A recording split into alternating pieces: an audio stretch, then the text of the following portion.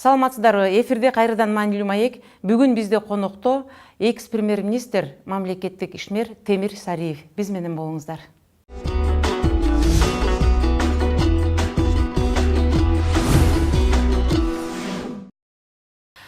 Саламатсызбы, Темир мырза? Студиябызга куш келиптирсиз. Келе жаткан жаңы жылыңыз менен.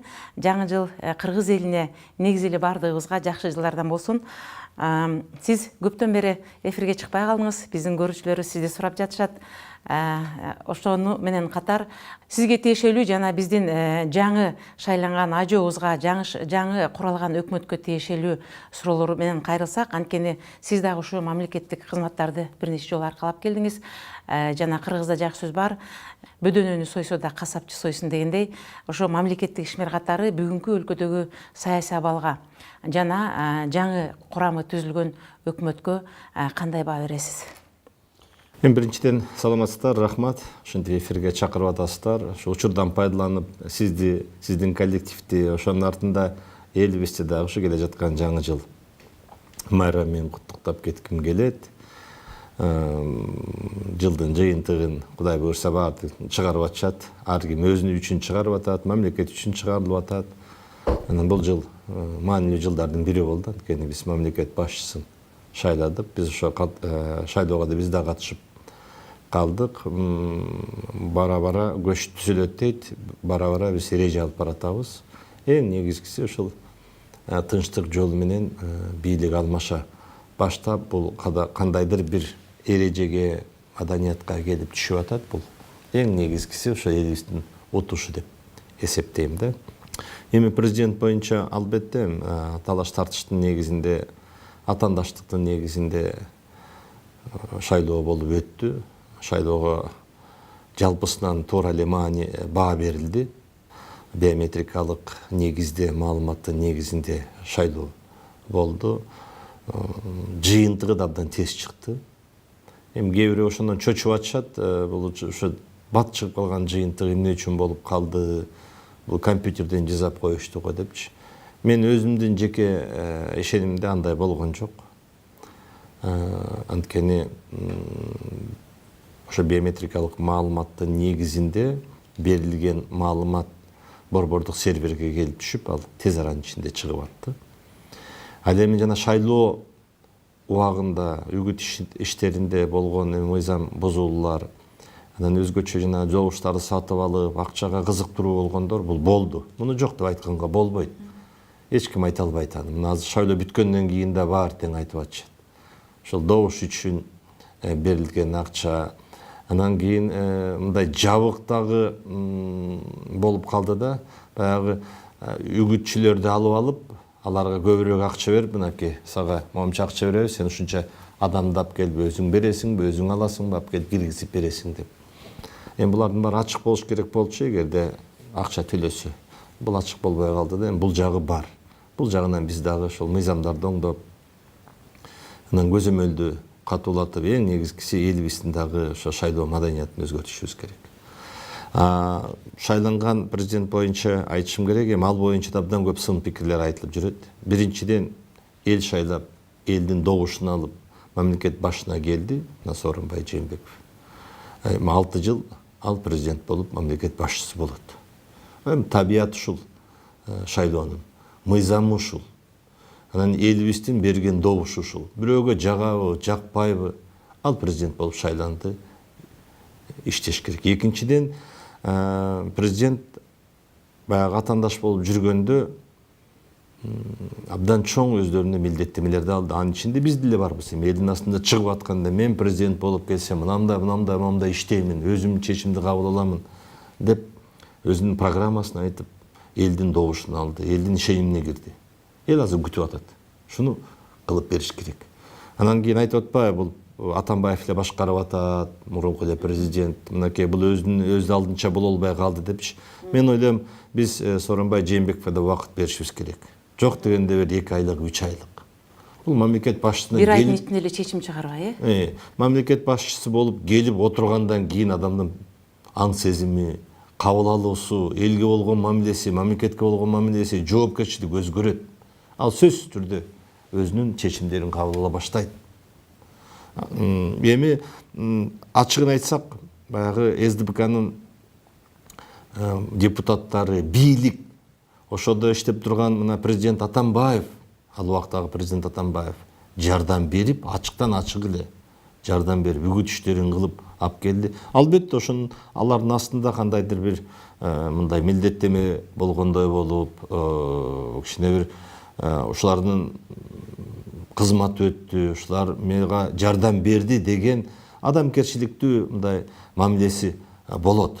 Бирок бул кыска мүнөттүн ичинде кетет, анткени шайлоо болуп бүттүбү, эртеңки күн башталат.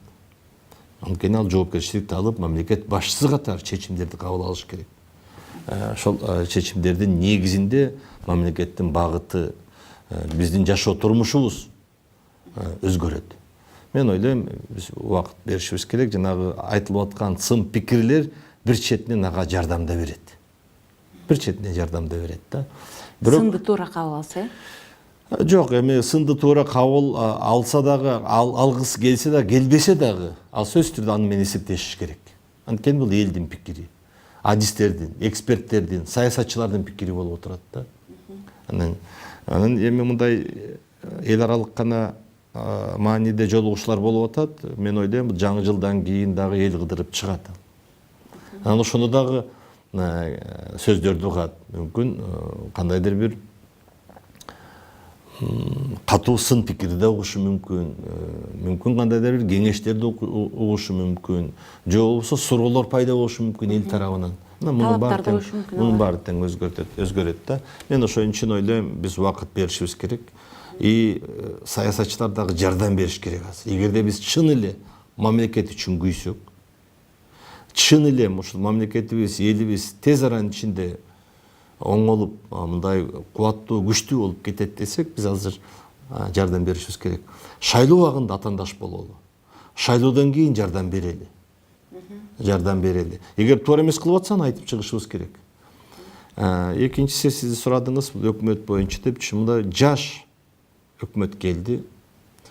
Бир топ алдыга максаттарын койду. Албетте, мындай сырттан карап турганга бизге, мен деле узак мөөнөттөн бери саясатта жүрдүм, парламентте жүрдүм, өкмөт мүчөсү болдум, убактылуу өкмөт болуп, оппозицияда жүрдүк, өкмөт башында турдум. Мындай сырттан карап турганда биз көрүп атабыз алардын аракетин. Ошол эле убакта кемчиликтерин да көрүп атабыз да.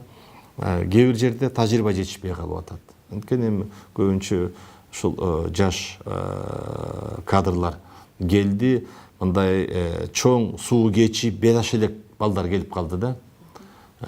Саясатта такшал элек, профессионалдык илими, билими бар, бирок саясий тажрыйбасы азыраак болуп атат да. Анткени өкмөт башчысы болуп, министр болуп иштеш үчүн профессионалдык илим билимден, тажрыйбадан башка дагы сөзсүз түрдө ушул саясий да тажрыйба керек да. Баягы анча-мынча урулуп согулуш керек, сөзсүз түрдөчү. Ошого туруштук берип, ошол өзүнүн оюн аягына чейин айтып, ошону жылдырганга анан саясий салмак да керек да. Мына бул кичине жетишпей жатат, бирок бул проблема эмес, бул чоң проблема катары көрбөш керек да. Бул баягы өткөл мезгилдеги булардын келип турушундагы убакыт гана керек да. Убакыт болгондон кийин эл оозуна алынып, тажрыйба алып калат саясий. Анан жана айтып атпайсызбы, кээ бир кадрдык саясат боюнчачы. Мисалы, Абдыгулов Толкун. Муну өкмөткө алып келбеш керек болчу. Ал жөнүнөн кыйнап койду баланычы. Бул абдан профессионал. Мен билем, анткени өкмөттө иштеп жүргөндө, министрде иштеп жүргөндө мен тыгыз байланышып жүрдүм. Абдан мындай ички дүйнөсү таза, билими терең, тил билген, барып, мынакей улуттук банкка иштегенде, улуттук банктын башында турганда абдан такшалып иштей баштады. Эми кемчиликтер болот, анткени жаш, өсүп келаткан кадр. Бирок аны аяктан алып келип, өкмөткө алып келип, биринчи вице кылып, анан кайра вице кылып, чайналтып койду да. Эми кайра алып барды улуттук банкка. Убакытты отуруп койду. Кулматов эч качан банкир болуп иштебейт эле, иштеген да туура эмес эле да. Сөзүңүзгө аралжы, мен бул жөнүндө суроом жок болчу, бирок Кубаныч Кулматов жөнүндө айтып калдыңыз. Ал киши ушу мэрияда иштеп турганда ал жерден кызматтан алынып кеткен. Андан кийин ошол Русфондко барып, ал жерден да кетти. Ушу кадрларды кандай алмашуу жолдору бар? Мисалы үчүн ал иштей албай аткандыгы үчүн алабы, же анын орду бирөөгө керек болуп алабы, же чарчады деп алабы? Эгерде ал мэрликти жакшы башкарып, элдин купулуна толуп жатса, анын жылдыруунун эмне кереги бар эле?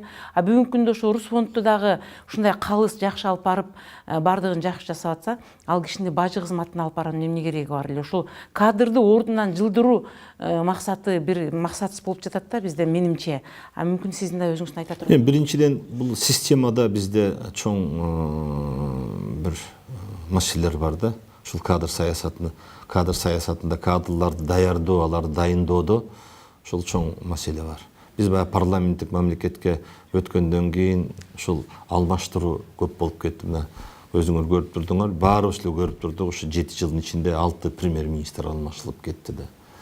Анан эгер бул премьерлер ушинтип тез алмашып атса, башка кадрлар жөнүндө сөз да жок да. Биринчиден бир системаны биз туруктуулукка алып келишибиз керек. Туруктуулукка алып келип, ар бир ошол шайланган же дайындалган адамга жок дегенде бир 3 жыл бериш керек жеринде иштегенге. 6 айдын ичинде, 1 жылдын ичинде жыйынтык чыгарып, ага баа берүү мындай опурталдуу да болот, кыйын да болуп калат да.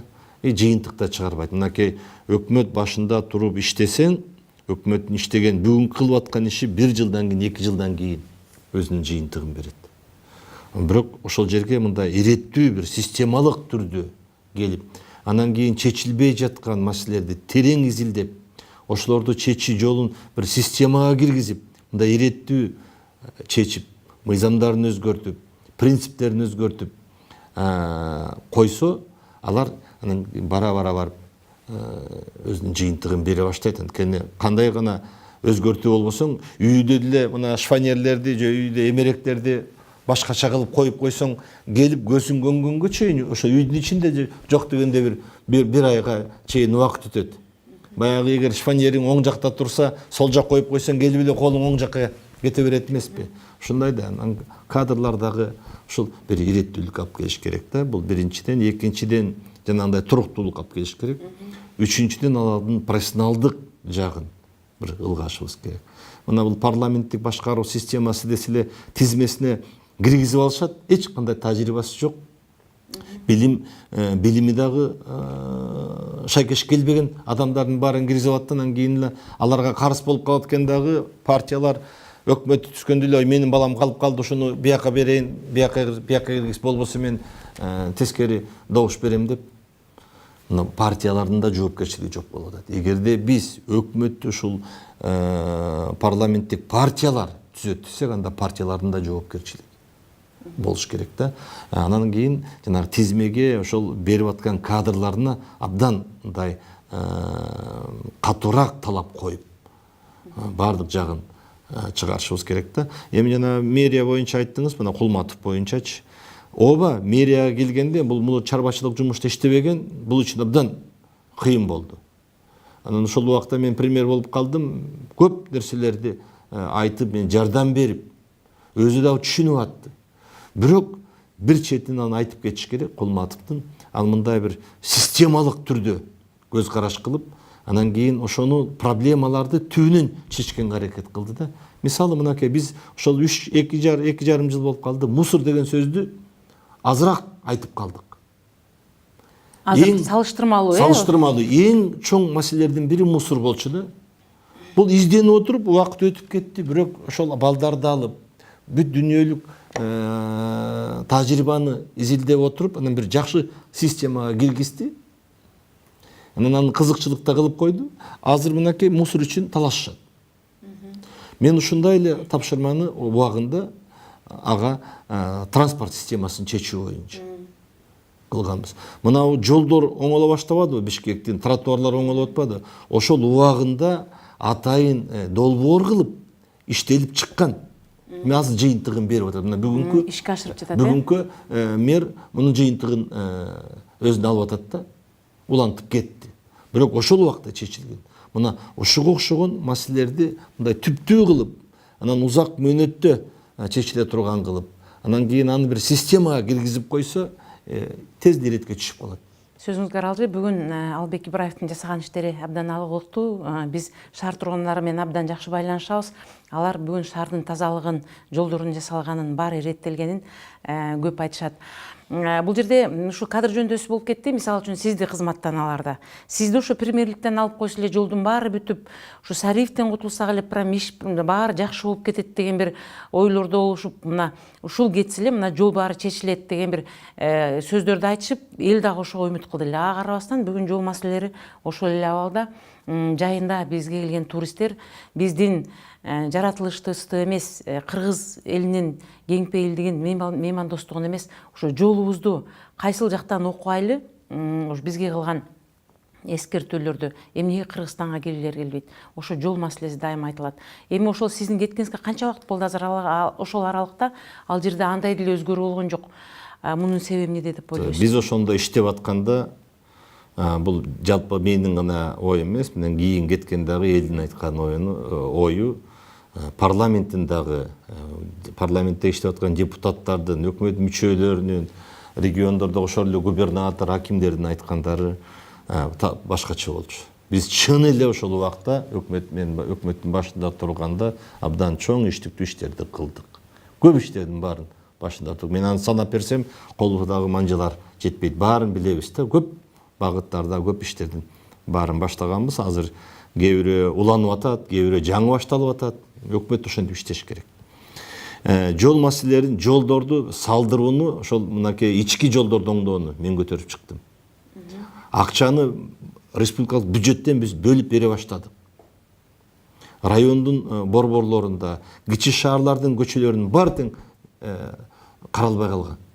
Ошол 15-жылы мен келгенден 1 миллиард сомду таап, ар бир ошо областтык борборлордун шаарына, райондук борбордо жана чоңураак шаарлардын баарын тең биз акча бөлүп берип, ички жолдорду оңдото баштаганбыз. Мындан кийин баарын тең ошо жыл сайын ошондой акча берип турабыз деген сан. Анткени көп узак мөөнөттөн бери ошо ички жолдор каралбай калган.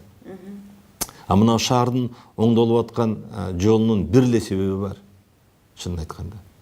Бул Кытай мамлекети бизге 1 миллиард юан берген. 3 жылдык мөөнөт менен, транш менен берип атат. Бул да кичине кечигип калды. Чынын айтканда бул 1,5 жыл мурун башталыш керек болчу. Өзү былтыр ошол июнь айында башталыш керек болчу.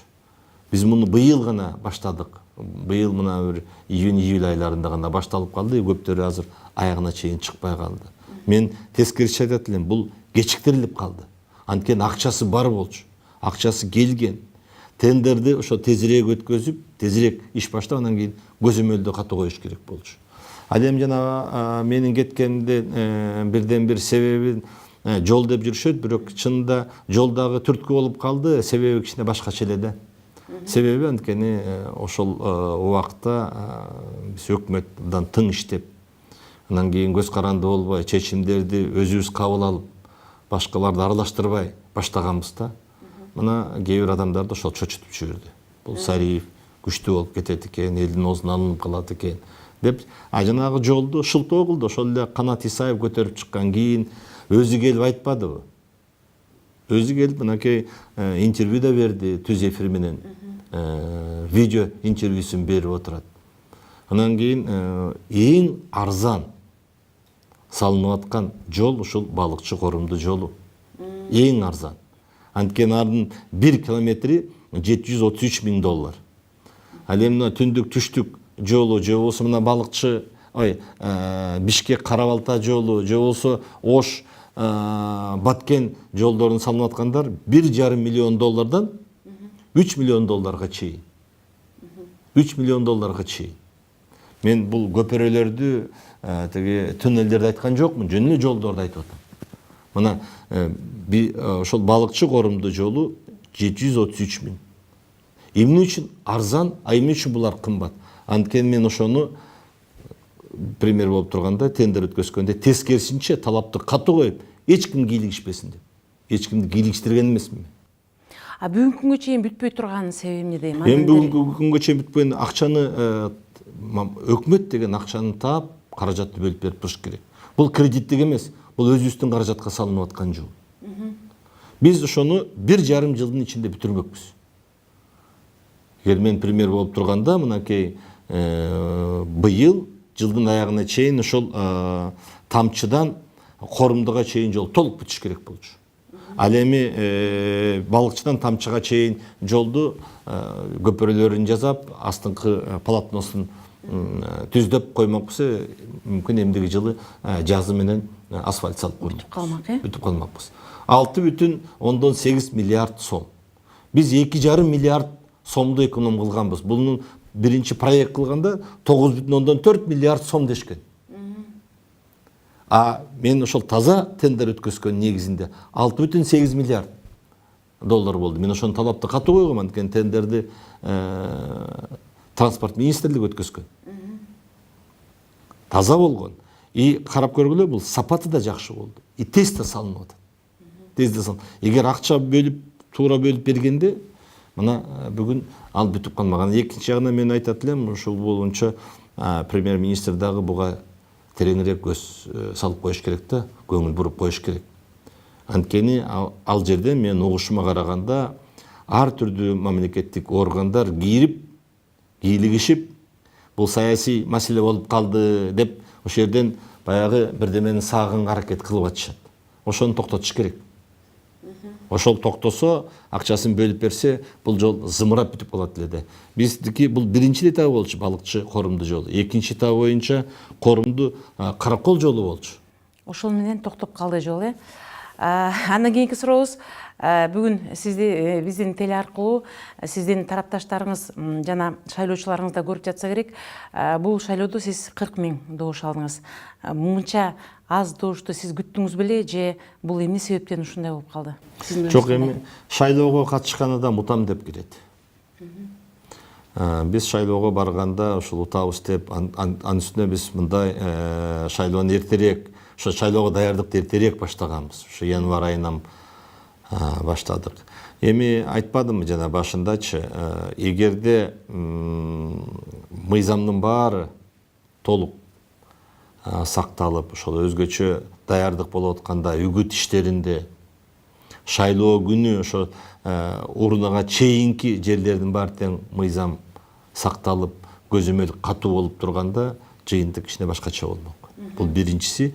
Экинчиси, эң негизгиси, албетте, бул элибиздин шайлоо маданиятын биз өзгөртүшүбүз керек экен да. Мынакей, мурун эң чоң маселенин бири бул тизме болчу. Азыр тизмени иретке келтирип алдык. Экинчиси жана санак болчу. Аны иретке келтирип алдык. Эң чоң маселенин бири. Бирок бүгүнкү күндө адамдын ички аң сезимине, ички дүйнөсүнө кириш кыйын экен да. Эми ачыгын айтыш керек да, мен өзүмдү өзүм аяйм, элимди аяйм, мамлекетимди аяйм да. Ушунча бир жарды болуп, ушул 1000 сом үчүн, 2000 сом үчүн добушун сатып жиберип атат. Добушун менен уятын да сатып жиберип атат. Намысын да сатып жиберип атат. Мына эң чоң тоскоолдук ушул болду. Мына сурамжылар болуп атканда айтып атты, биз эмне үчүн анын акчасы көп дейт. Биринчиси, акчасы көп, ал баары сатып алат, баарын тең деп. Мына психология элдин түшүнүгү ушундай болуп калды. Экинчиси, бул бийлик үстөмдүк кылат, коркутат, үркүтөт депчи. Эгер сен бүгүн корксоң, ошо коркуп добушуңду берсең, эртеңки келечегиң бүдөм болуп каларын түшүнүшүң керек. Анан кийин биз деле айтып аттык, ошол убактагы президент айтып атты, коркпогула, кабинага киргенде эч ким силерди карабайт. Бир гана сенин уятың карайт, анан кийин Кудайдын астында, өзүңдүн уятың астында, Кудайдын астында таза болушуң керек депчи. Бирок баары бир эле коркуп, анан кийин жанагы шайлоо убагында көргөстүрүп салдырган дагы учур болду. Болду андай учурлар. Эми мына ошо мен азыр жыйынтыктап коеюн. Мына биздин негизги утулуп калышыбыздын себеби ушул. Анан кийин эми 40 000, 42 000 добуш болду. Мен үчүн бул шок болду. Мен ачыгын айтайын. Мен шок болдук бизчи. Мен азыр деле мынакей ушул эл кыдырып жүрөм. Баары эле келип, мен утулуп калдым, эч кандай кызматта жокмун. Анда тааныбаган кишилер келип, ошо колумду кызып, темир мына сен үчүн салдык эле, мен сага салганмын дейт да. Ана мен ойлонуп коем да, эгер алардын баары салса менин добушум каякта депчи. Кескесинде өзүм суроо берип коем, бирок мен жана айтып кетпедим башында, мен биометрикалык маалыматка, жанагы окуй турган орундарга ишеничим чоң. Анткени убагында өкмөт башчысы болуп туруп, парламенттик шайлоону ушуну менен киргизебиз деп мен кол койгом ушул көп документтерге. Тендерлерди өткөзүп, ошол борбордук шайлоо комиссиясына мүмкүнчүлүк берип, алар алып келип жана орунларды, акылдуу орунлардын баарын орноткондо мен ишенимим чоң. Бирок элибиз ушул шайлоо сезимин жогорулатышыбыз керек. Бул келет эми. Бул келет. Бардык эле өлкөлөрдө бар экен ушундай добуш сатып алуу, алдап алып кетүү депчи, бирок алардын көлөмү азыраак да, бизге абдан чоң болуп кетет баягы көлөм.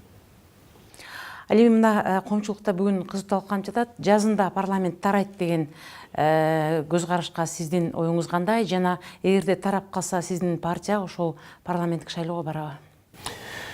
Биринчиден, парламентти таратуу бул чукул саясий акыбалды бузуу деп эсептесек болот да.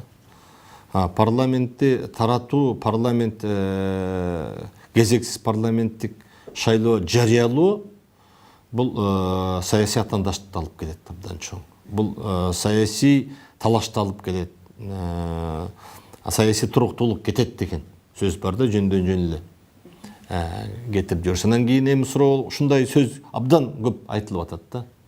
Мына СДПКны съези январда болот экен, Атамбаев ошонун башчысына келет экен, андан кийин ушул март-апрелде кетирип жиберет экен деп. Парламентти таркатуу, кетирүү бул оюнчук эмес. Анын эки эле учуру бар. Парламент бүгүнкү конституция боюнча. Жөө ушул 2/3 парламенттин бөлүгү өздөрүн таркатуу боюнча чечим кабыл алыш керек, 2/3 менен. Бул 120 болсо 81 добуш болуш керек. Мен ойлойм, аң сезимдүү ошол жерде отурган депутаттар мына 2 жыл эле болду, дагы 3 жылы бар, андайга барбаш керек. Экинчиси, эгерде өкмөт менен парламенттин ортосунда чечилбей турган кайшы пикир келип калса, ишенбөөчүлүк болуп калса, же жаңы өкмөттү түзө албай калса, муну дагы президенттин катышуусу менен болот да. Анан бүгүнкү Жээнбековке, президент Жээнбековке парламентти таркатуунун эч кандай кызыкчылыгы жок и зарылчылыгы да жок. Зарылчылыгы жок да. Тескерисинче бүгүнкү парламент менен ал иштегени ыңгайлуу. Анткени жаңы келген президентке алар жардам берели, аракет кылалы деп, ал узак мөөнөткө келди, аны менен мамиле түзөлү деп, ошол фракциялар мамилесин өзгөртөт. Буга. Эми эгерде шайлоо болуп калса, биз сөзсүз түрдө катышабыз. Сөзсүз түрдө катышабыз. Азыр ошол багыттарда кээ бир саясатчылар менен да биз сүйлөшүүлөр жүргүзүп, партиялар менен сүйлөшүүлөр жүргүзүп атабыз. Анткени эми жаңы тартип менен шайланып калат да, 9% алыш керек да. Мен ойлойм, бул партиялардын ирилешкенин алып келет. Маегиңизге чоң рахмат. Дагы ушундай бир жаңылыктар болсо биздин студияга келип, коомчулук менен тыгыз байланышып туруңуз.